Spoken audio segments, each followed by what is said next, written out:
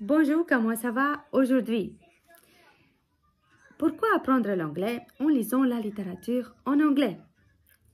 Je suis Anka, je suis prof d'anglais et en fait, apprendre l'anglais, ça m'a permis de faire un saut quantique dans ma vie. Ça m'a permis de littéralement changer de vie, ok?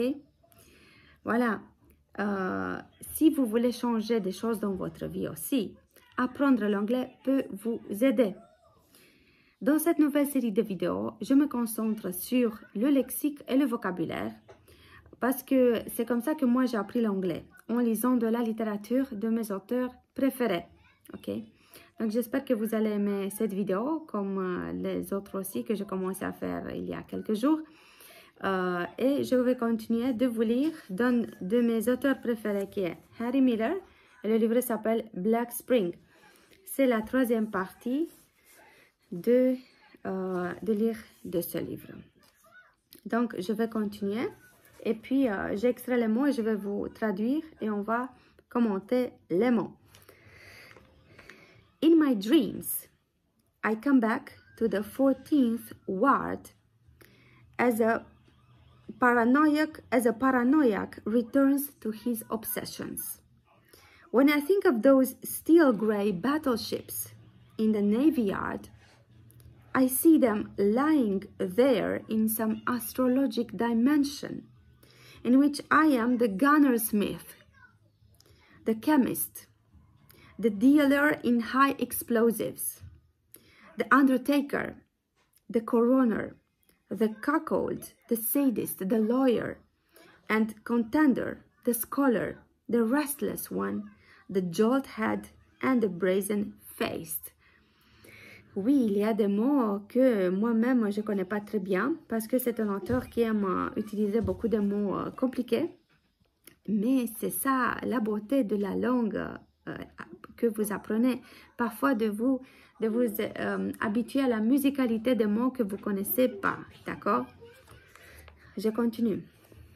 Where others remember of their youth, a beautiful garden, a fond mother, a sojourn at the seashore, I remember with a vividness as if it were etched in acid, the grim, soot-covered walls and chimneys of the tin factory opposite us and the bright circular pieces of tin that were strewn in the street, some bright and gleaming, others rusted dull, copperish, leaving a stain on the fingers.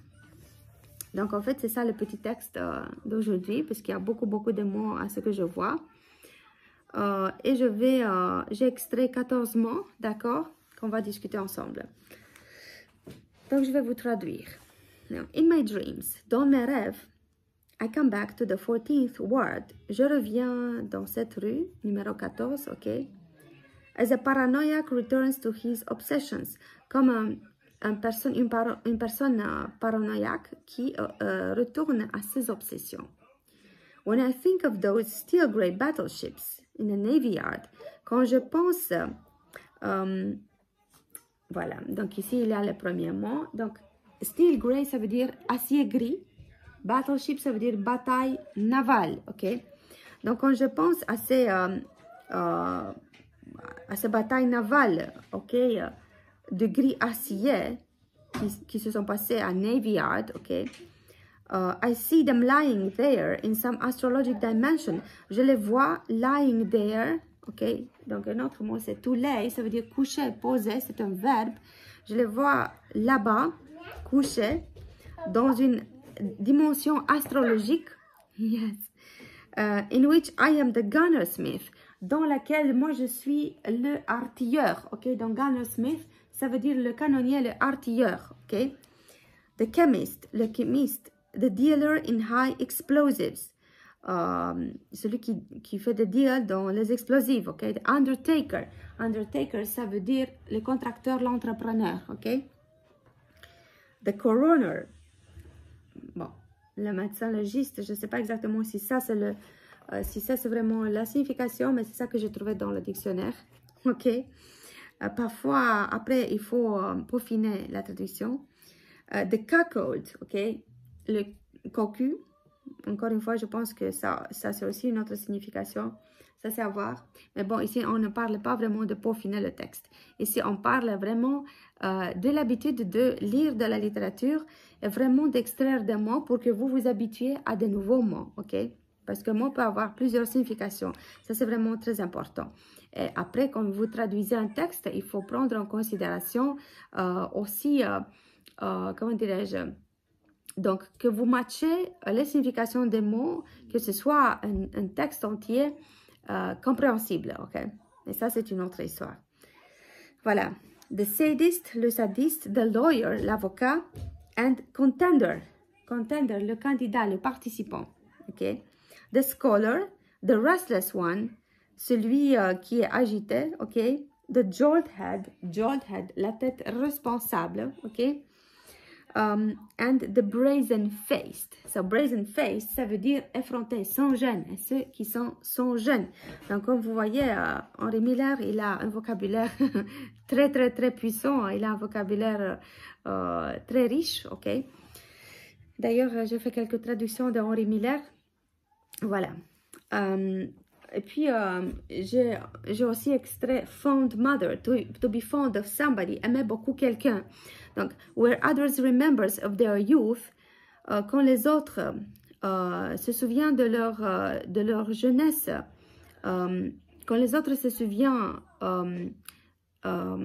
a beautiful garden, ils se souviennent de leur jeunesse d'un jardin joli, a fond mother, une mère qu'ils aimaient beaucoup, donc fond mother, to be fond of somebody, aimer beaucoup quelqu'un.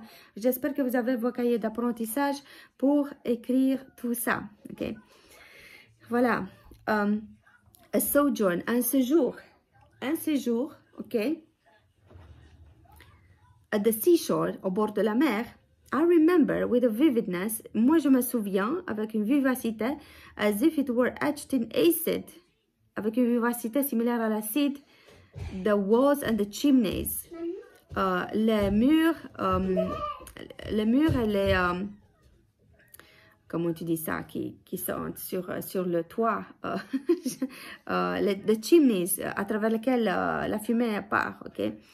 The chimneys of the tin factory de la fabrique petite opposite us, de l'autre côté de la rue, and the bright silver pieces that were strewn in the street, some bright and gleaming, others rusted. Voilà. Donc, il y a beaucoup de mots. Il y a beaucoup de mots, mais en fait, l'idée principale, c'est ça. Donc, il se souvient, en fait, dans ses rêves, il se souvient de cette rue, voilà, dans laquelle qu'il décrit avec beaucoup de détails. Voilà. Donc, c'est ça l'idée, de lire des textes de littérature que vous aimez et d'essayer d'extraire certains mots, ok? Vous pouvez extraire tous les mots, et ça va vous prendre plus de temps. Mais déjà d'extraire quelques mots, ok? De les écrire comme moi je les écris ici. Et tout simplement les répéter. Parfois, vous pouvez les répéter par cœur. Évidemment, il y a des mots qui ne sont pas courants. Donc, ça ne va pas la peine de les apprendre par cœur. Mais comme ça, vous vous habituez quand même aux nouveaux mots. Et ça, c'est vraiment très important quand vous apprenez une langue. Voilà, le mot à chercher dans le dictionnaire la fois passée, c'était contentment. Ok, je l'écris ici, contentment. Ok, qui veut dire satisfaction. Ok. Voilà, donc j'espère que vous aimez cette nouvelle série de vidéos dans laquelle on se concentre sur le vocabulaire et le lexique. Parce que moi, c'est comme ça que j'ai appris l'anglais, d'autres langues également, qui m'ont permis à changer de vie. Donc, j'espère que si vous avez aimé cette vidéo, n'oubliez pas de liker cette vidéo. Et je vais vous trouver un autre mot pour la fois suivante. Voilà, le mot pour la fois suivante, c'est grim. Ok, donc je vais vous l'écrire ici. Donc, le mot, c'est grim. G-R-I-M. À trouver dans le dictionnaire. Ok, voilà. Donc, je vous dis à très bientôt. See you soon.